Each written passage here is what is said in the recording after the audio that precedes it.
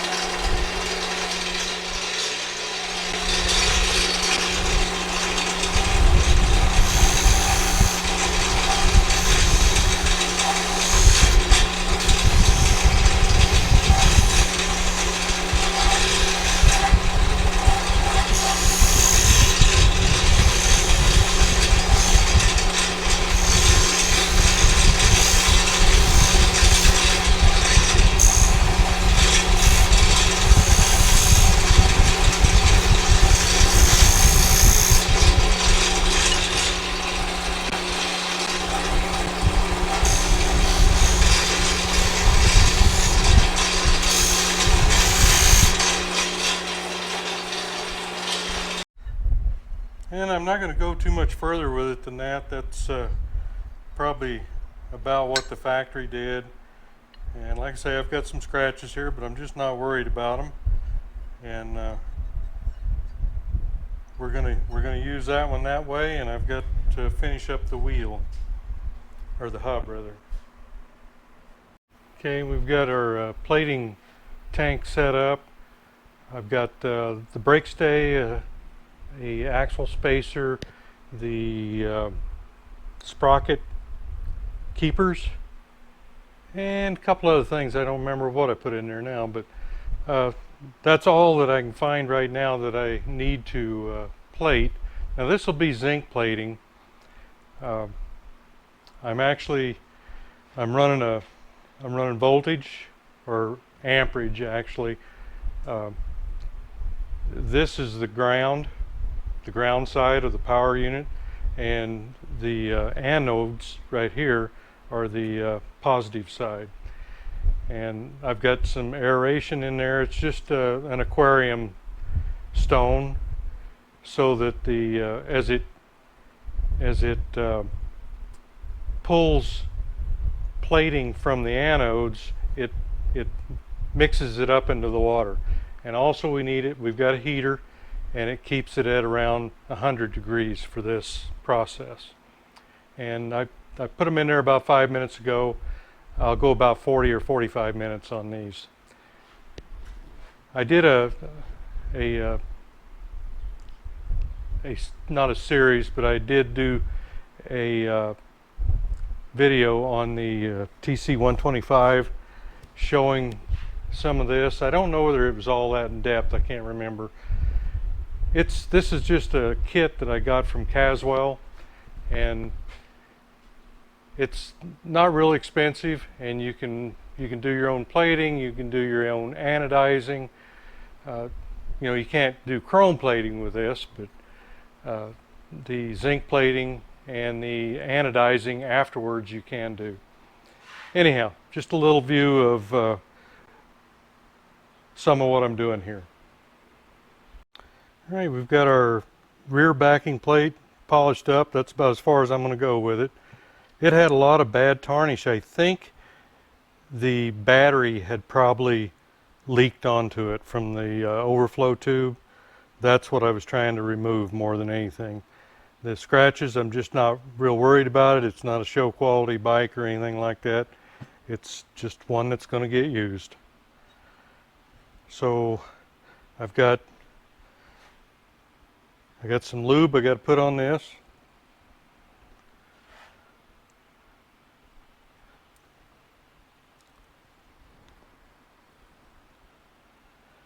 I mean, this one's much like the front one was, if you watch that one. Not a lot of difference. Get that in there. And again, I had marked these. Now this one gets an O-ring, but it doesn't get a washer. And I'm not real sure why. I thought it was because of the spring, but maybe it's because of the size of the lever. I didn't see one in the parts breakdown anyway. Okay.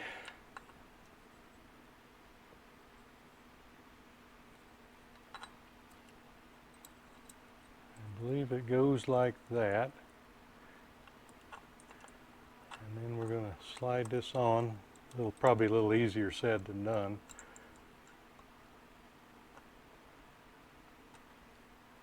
Line my marks up.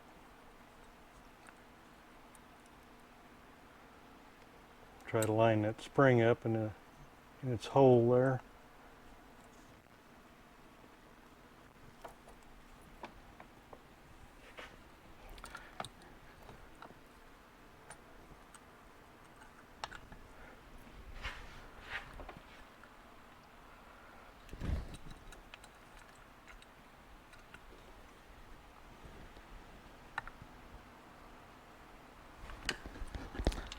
Guess I'm having a little difficulty getting everything where it wants to fall together. There maybe it'll go.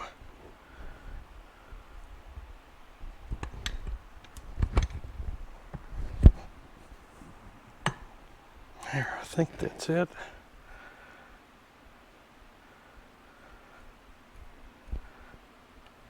I actually think I'm off a couple of teeth there. There, that looks right.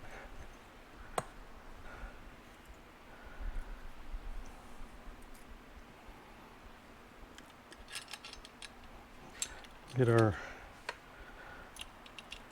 bolt in there.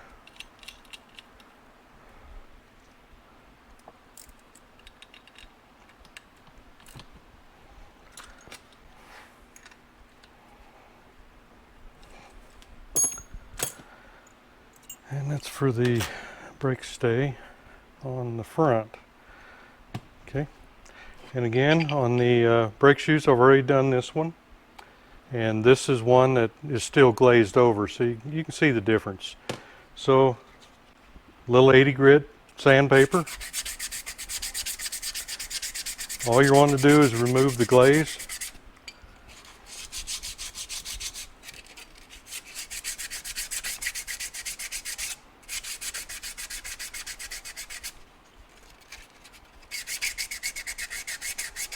This is pretty repetitive stuff, especially if you've already watched the front build up.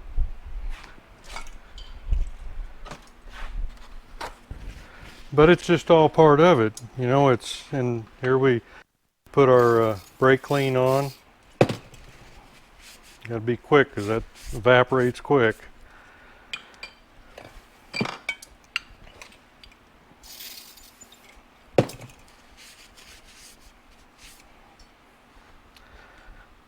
All right, we've got all this. It seems like it's back awful fur, but that's where it was. Oh, wait a minute. That's what it is right there. Spring's pulling it. Okay, let's get a little lube on here.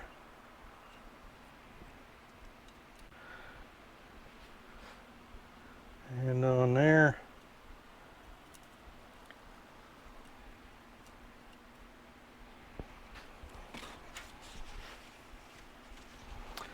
And again, we'll try to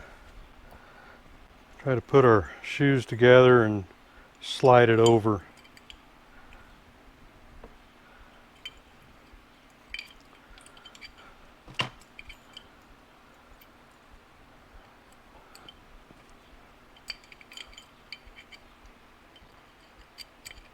Yep, almost did it again.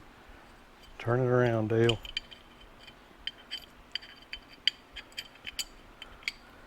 It's just to check you guys, see if you're watching.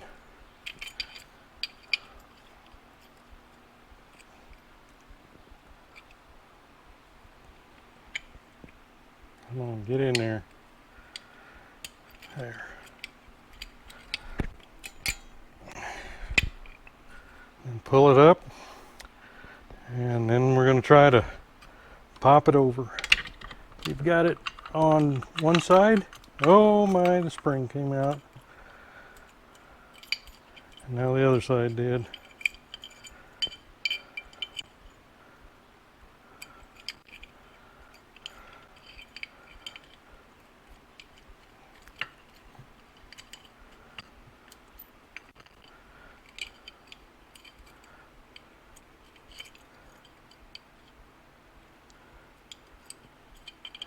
Well, I'm having a bad day here, I guess. Instead of you guys getting to laugh at me, I'm going to do it by myself. Right. Now let's see if we get the springs on. Let's see if we can get it to go over. Up.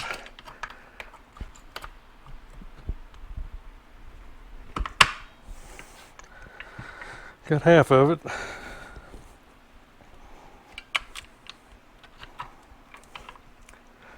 I think the thing is this is, yeah, that's what it is. There.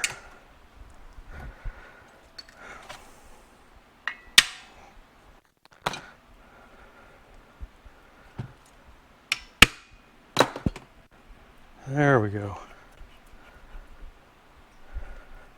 Just got to be a little meaner than the brake shoe.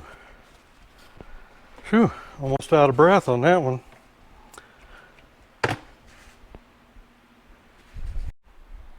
All right, here's our plated parts.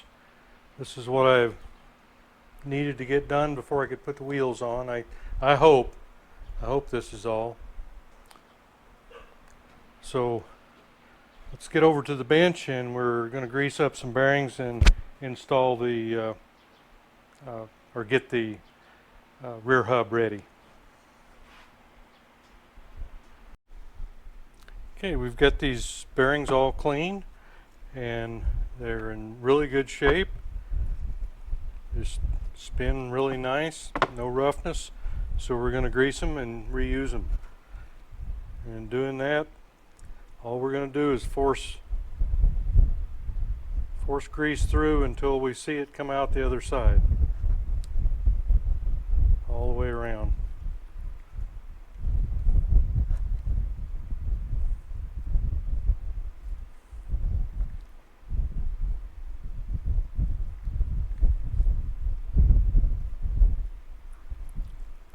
So you can see it's starting to come through here. Still need a little more grease down here.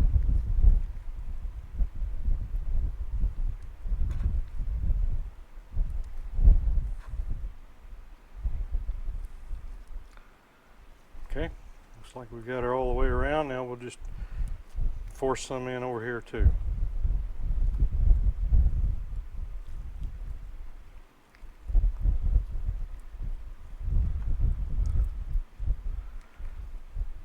It's always a nice messy job.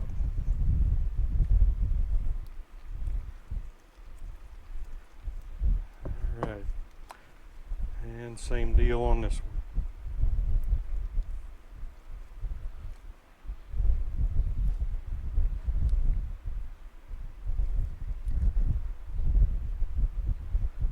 You know, you just don't have to replace stuff like this all the time. If it's good, it's good. You know, if you clean them up and you spin it and it sounds rough, you probably need one. But if you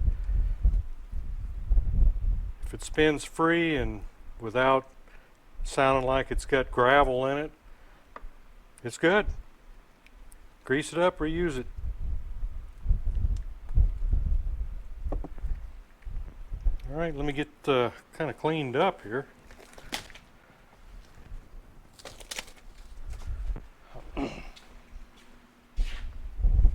Okay, now this big bearing, it gets a seal on one side. These rubber ones you can get out pretty easy. Just stick them with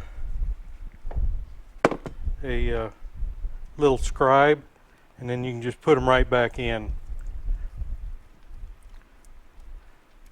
Okay, the inside, the unsealed side, goes to the inside of the drum, and this one here doesn't get a seal on it at all, because the outside part of it is sealed by a seal.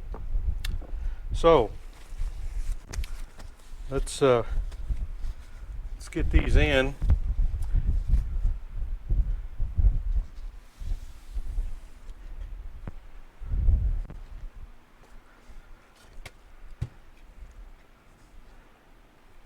This one here is just going to drop in there a little ways, and then we're going to try to get a hammer.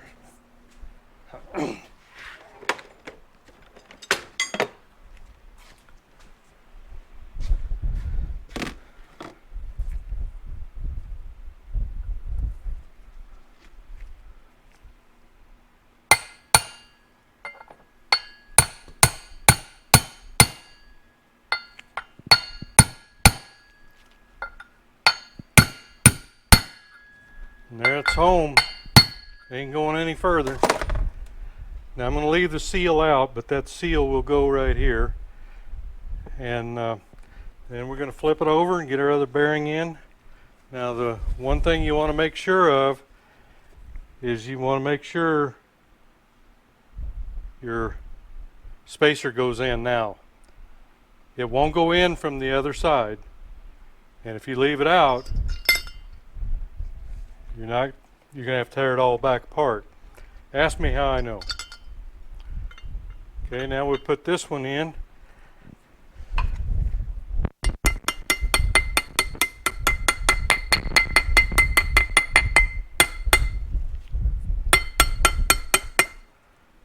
Get it straight. I don't have I've got a piece of pipe that fits that, but I don't have it closed in on the end.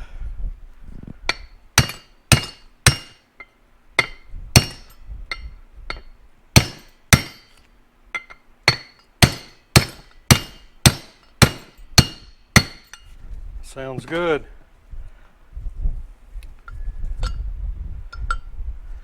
But it's not yet.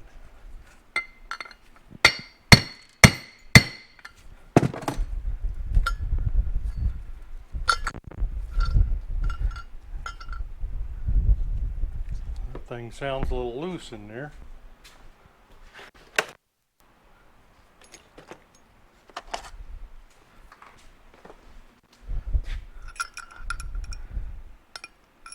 I'm pretty sure this one's in all the way, but I'm going to give it another whack. Yep, that's it. All right. Now this side here will get this spacer or adapter, whatever you want to call it, goes in there. All right, let's set this aside.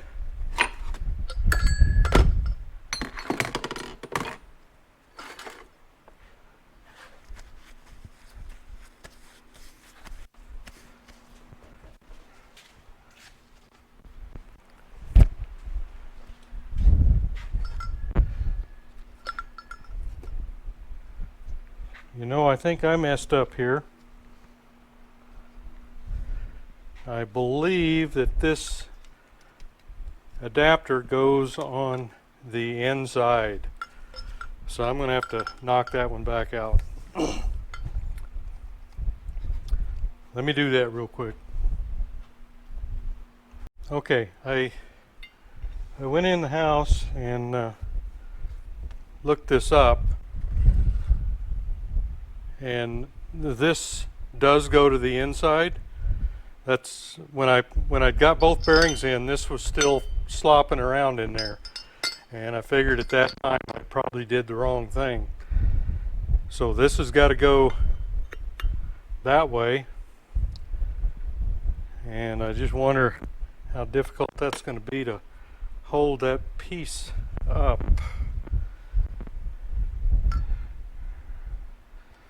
Let's see here. I think it'll just fall down there, so we'll see.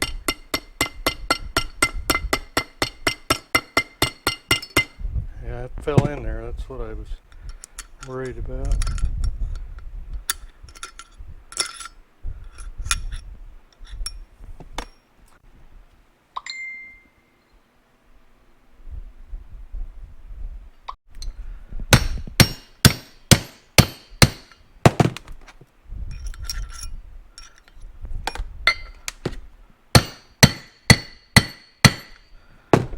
Okay, now she's down.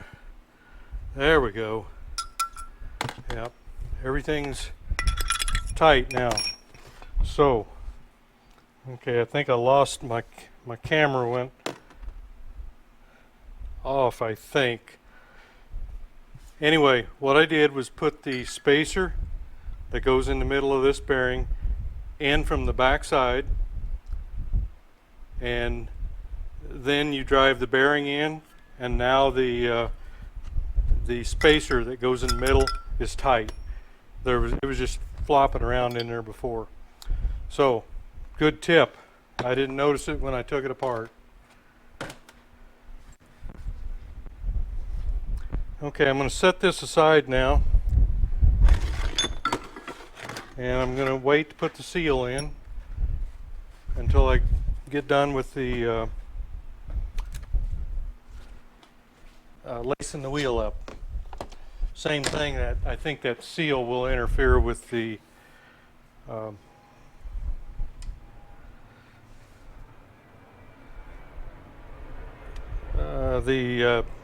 truing stand. Okay,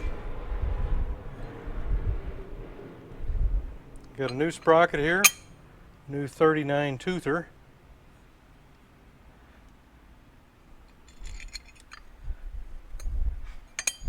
Let me go over here and get our freshly plated safety latches here.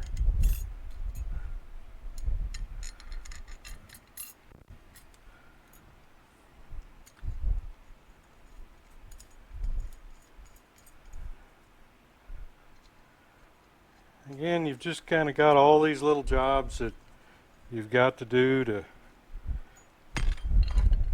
get to the end product here, and now seems to be the time to do it.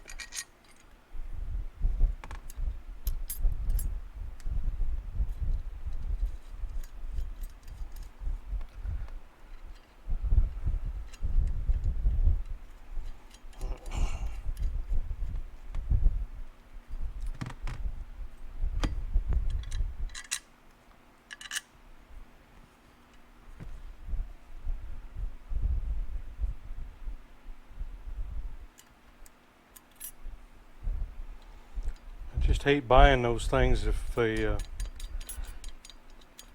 these are still in good shape. They would look nicer. They would have a shinier plate than I can put on them, but it's not going to bother me that much.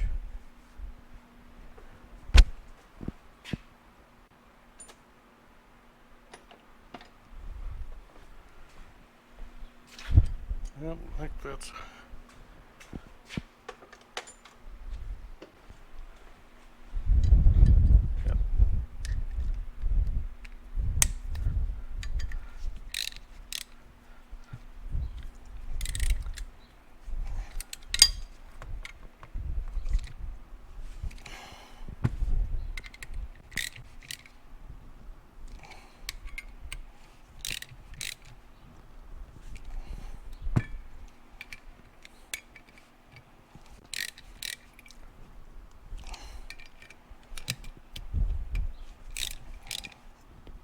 Okay, and I'll just bend the tabs over. I just want to mention on when you're lacing up a conical hub, you need to kind of set it up on some 2x4s or something like that. Otherwise, your spokes are going to seem too long or too short. So just a heads up for your information. Just make sure you do that. Otherwise, you'll why? How come this thing isn't going where it ought to go? You know. So that's just good practice. And again, I can't say enough about lubricating the spokes, because it can really cause a problem down the road. Other than that, you do it the same way. You just do. It's not that big a deal. Just a little tip on the boards there. Let's get our rubber cushions in.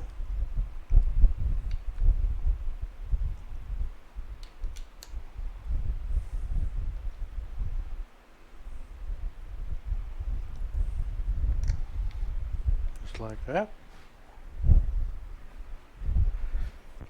And I've already put a thin film of grease on there and here both, just so it won't rust.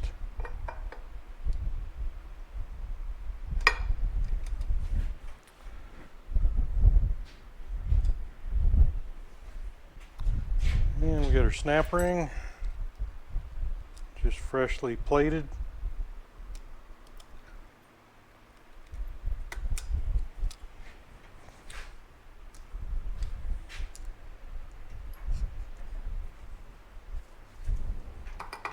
Looks good. And I have not yet folded over my tabs, so I'll do that now. You can kind of get them going with a chisel and then just pull them over with a channel lock plier.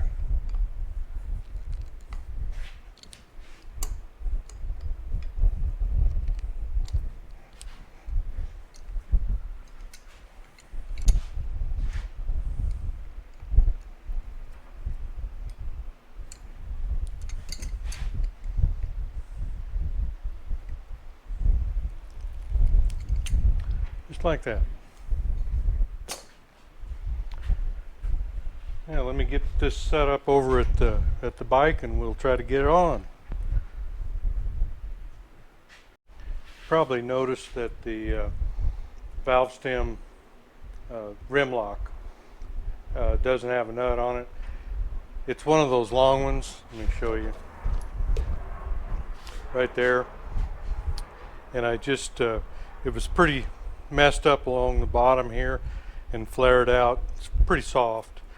So I had to take a file and clean it up and put it in the lathe and true up the edge here. And now it needs to be plated. So I'm just going to hold on to it until I do some more plating, and then I'll get it on there.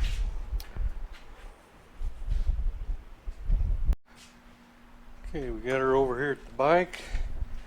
We get our backing plate installed. Be sure to put just a little bit of grease here and on that seal where it goes in.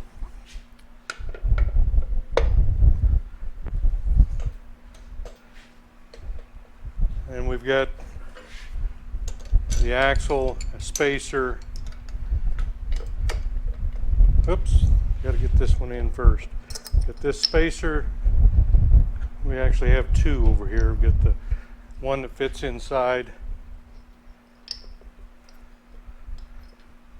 Actually, we don't. We have one here. What was I thinking?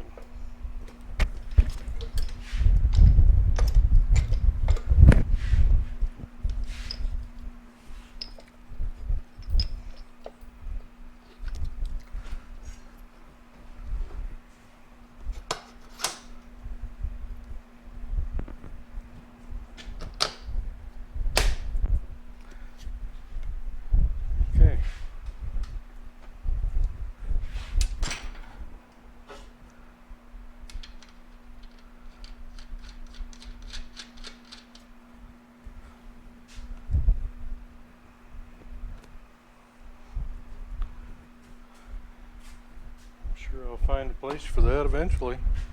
I thought I needed two spacers here, but the wheel is centered. I believe that's where it should be. Okay.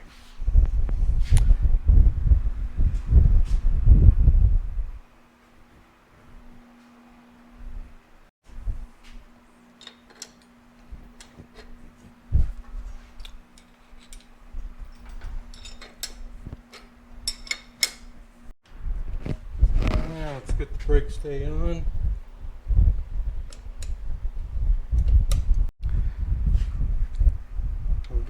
Got the right washer there. It goes over the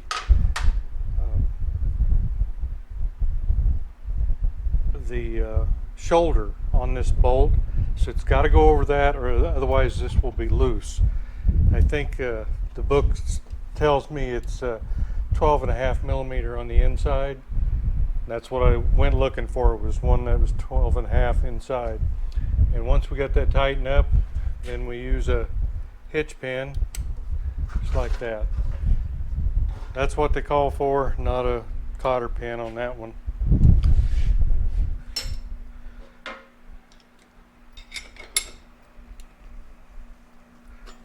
Okay, so the wheel's on. Looking about right.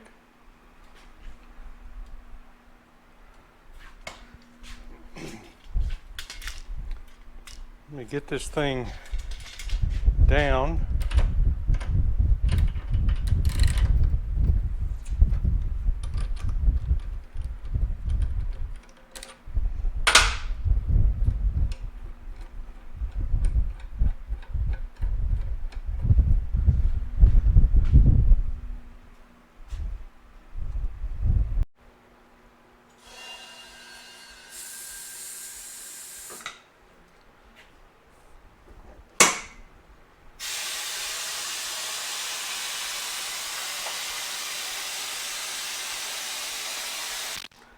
Down a little bit here.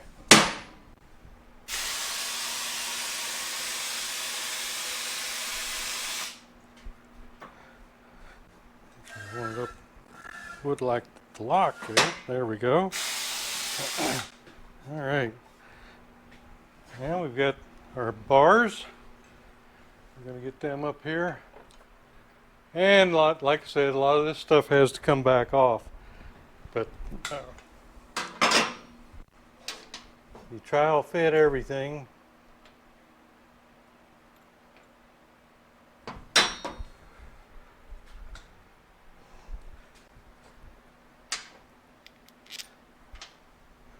Put just a little oil on these bolts.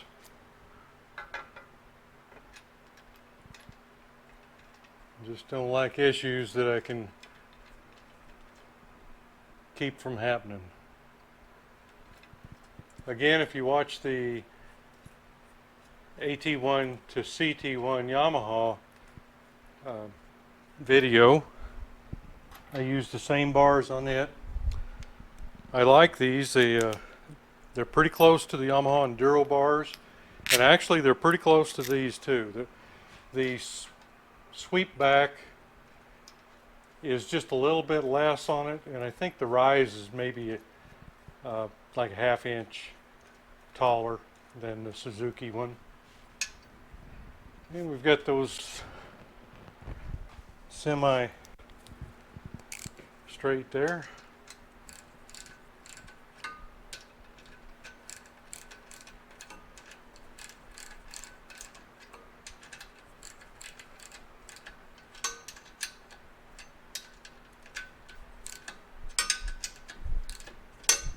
All right. Set back, that on. I think I can raise her back up.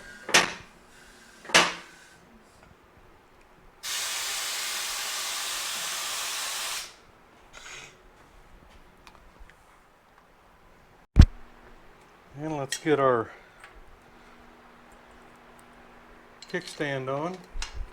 These are the holes that we had to make sleeves for and retap, weld them in.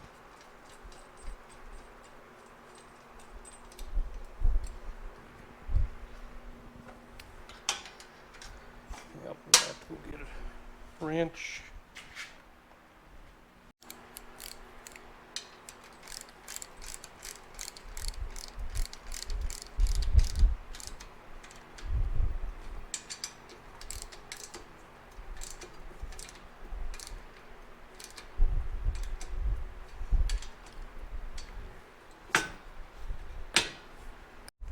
Kind of the best way that I've found to hook this brake pedal up is to pretty much hook it up before you put it in.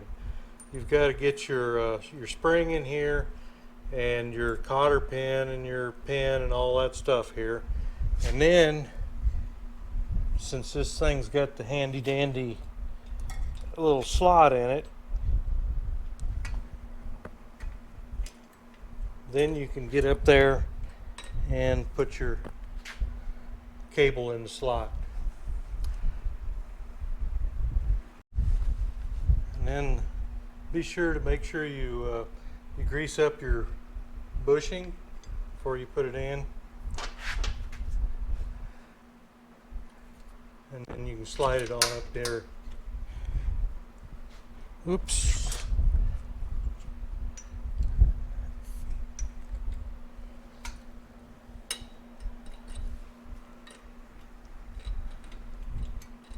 Now we can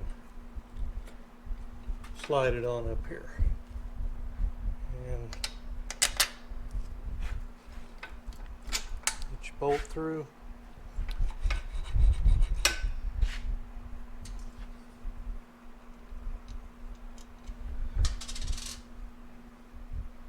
Actually, I think that's supposed to have a nut on the other side, so that's what we'll do. Just like that. A washer, lock washer, and the nut.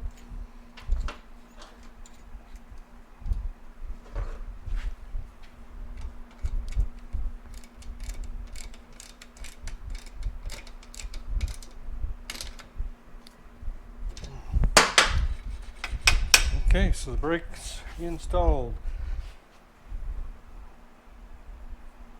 And we don't want to forget this end here. Slide it in. Actually, I probably better put this in first.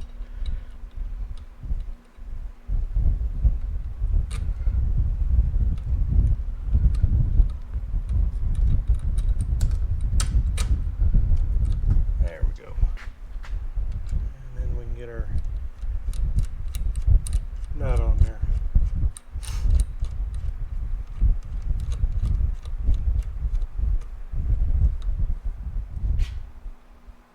Of course, that gets a cotter pin, but I'm going to leave it off until I see if I need to further adjust this at all.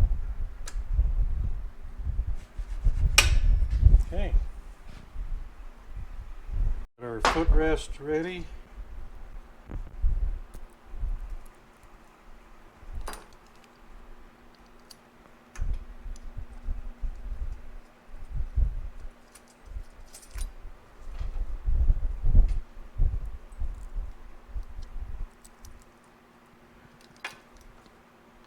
I'm lucky, I think, because I've got good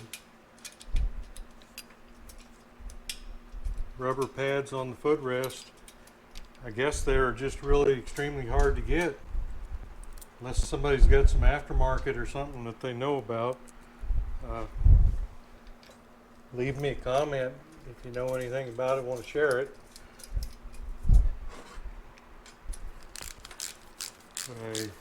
From what I understand, they're not available from Suzuki anymore.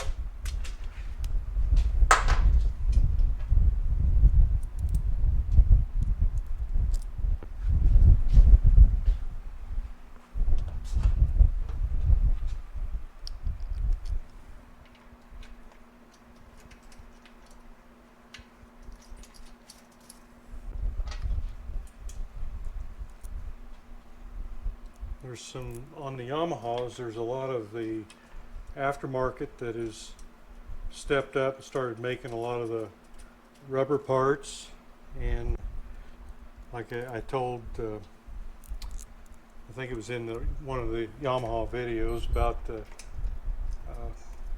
little kits, hardware kits from Dad. I don't know of anything like that for Suzuki. There again, if somebody knows, put it down in the comment section.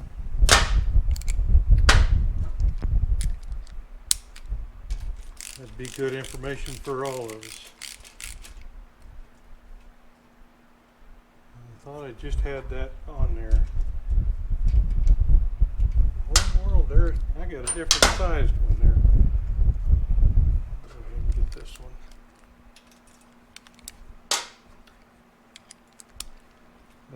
The rubber parts for the Suzuki, for the Yamaha, are available now from KDI.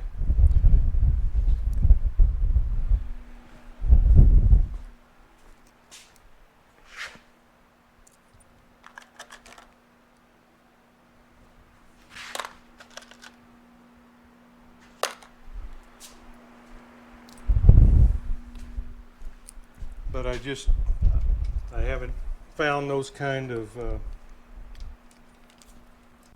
aftermarket manufacturers out there for Suzuki.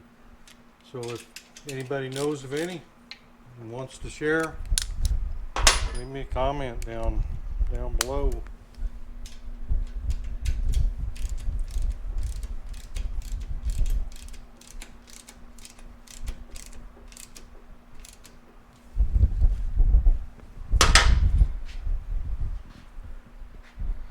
Okay.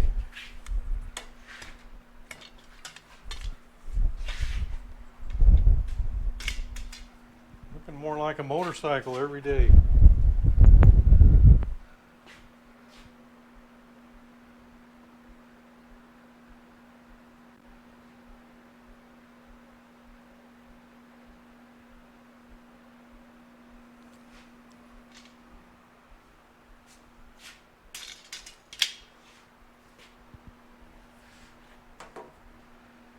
So we've got her somewhat put back together. It's kind of looking like the Yamaha. At least it's I can roll it around if I so desire. Still got a lot to go. I haven't even got the engine broke open on this one yet.